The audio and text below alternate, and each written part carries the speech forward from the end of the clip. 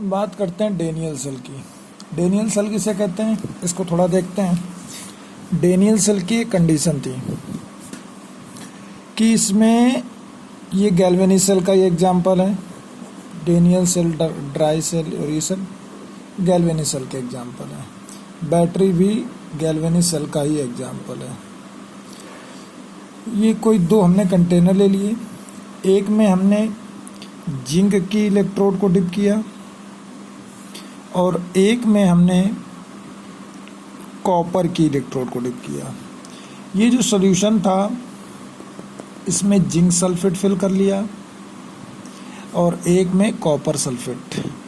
Means copper sulphate के solution में copper के इलेक्ट्रोड को डिप किया, जिंक सल्फेट के सॉल्यूशन में जिंक के इलेक्ट्रोड को डिप किया।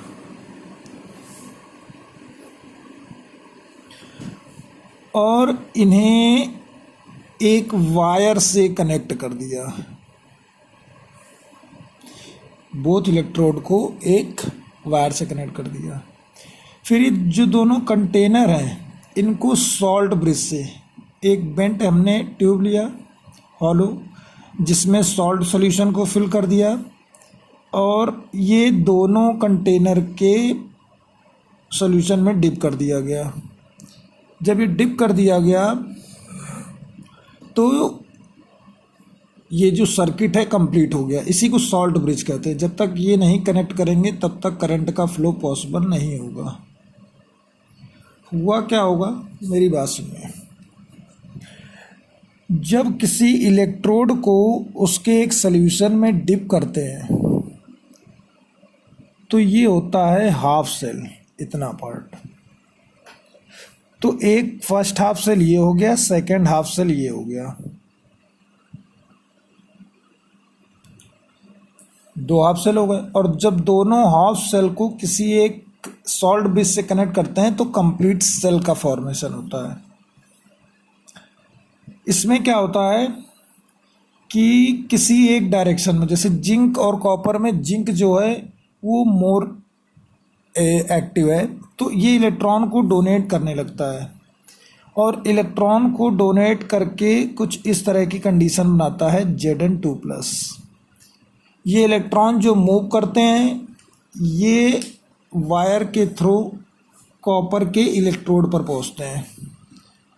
अब कॉपर क्या करता है, यहाँ जो कॉपर सल्फेट प्रेजेंट है यहाँ पर कॉपर सल्फेट Cu2+ और सल्फेट आयन की फॉर्म में होगा। अब जब यहाँ इलेक्ट्रॉन आ गए तो इसको इलेक्ट्रोड को न्यूट्रलाइज करने के लिए कॉपर के आयन इसमें कलेक्ट होते रहते हैं, इसीलिए थोड़ी सी थिक हो जाती है लेयर।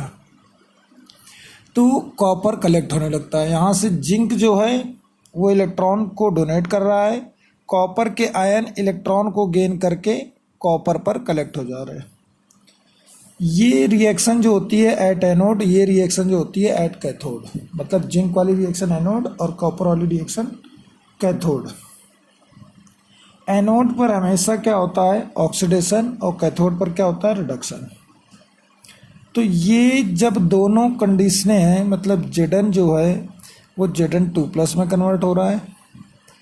दो लाइनें जो होती हैं वो सॉल्ट ब्रिज को शो करती हैं, कॉपर आयन कॉपर के फॉर्म में।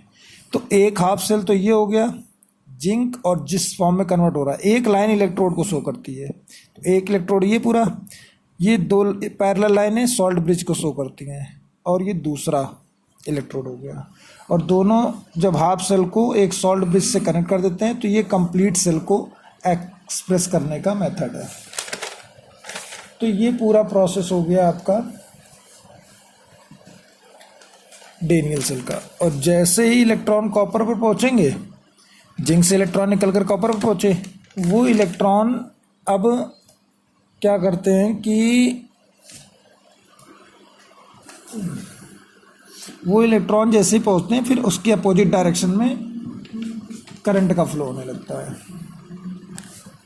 फिर इसके बाद एक हेडिंग है विद्युत वाहक बल।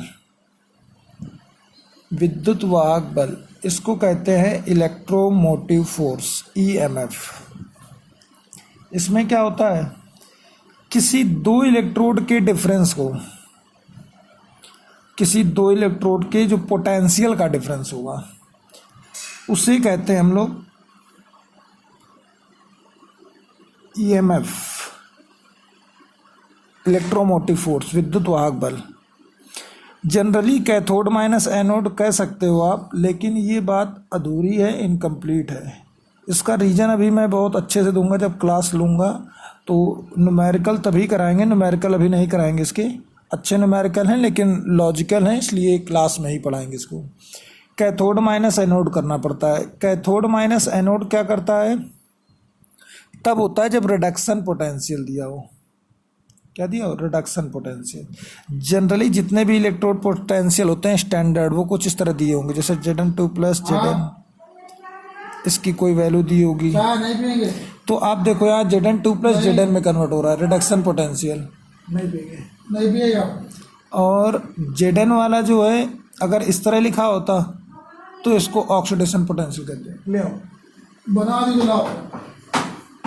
तो अगर रिडक्शन पोटेंशियल दिया है तो ये फार्मूला, यदि ऑक्सीडेशन पोटेंशियल दिया है तो एनोड माइनस कैथोड करते हैं, और यदि एक ऑक्सीडेशन पोटेंशियल है एक रिडक्शन तो बीच में प्लस लगता है। इसलिए थोड़ा सा ध्यान रखना न्यूमेरिकल में, तो क्वेश्चंस इसके हम लगवाएंगे, परेशान होने की ज़रूरत नहीं है। फिर इसके बाद एक हेडिंग थी रिवर्सिबल सेल के बारे में, आप लोगों ने थोड़ा पढ़ा होगा। क्या होता है रिवर्सिबल सेल? मतलब उत्क्रमणी सेल। 3 कंडीशनें हैं। सेल जिसका हम लोग यूज कर रहे हैं, और एक बाय स्रोत जो बाहर से हम लोग उससे कनेक्ट कर रहे हैं, एक्सटर्नल सोर्स। तो इन दोनों में क्या होता है, जब ये हम कनेक्ट करते हैं और दोनों का ईएमएफ सेम हो, मतलब सेल का और जो एक्सटर्नल सोर्स है उसका ईएमएफ सेम हो, तो करंट का फ्लो नहीं होता है, अर्थात कोई रिएक्शन नहीं होती है। लेकिन अगर एक्सटर्नल सोर्स का ईएमएफ थोड़ा सा ग्रेटर हो तो फ्लो ऑफ इलेक्ट्रॉन जो होता है एक्सटर्नल सोर्स से सेल की डायरेक्शन में, सीधी सी बात, जिस तरफ ज़्यादा होगा वहाँ से होता है कम वाले की ओर। और यदि यहाँ पर हम लोग ये कह सकते हैं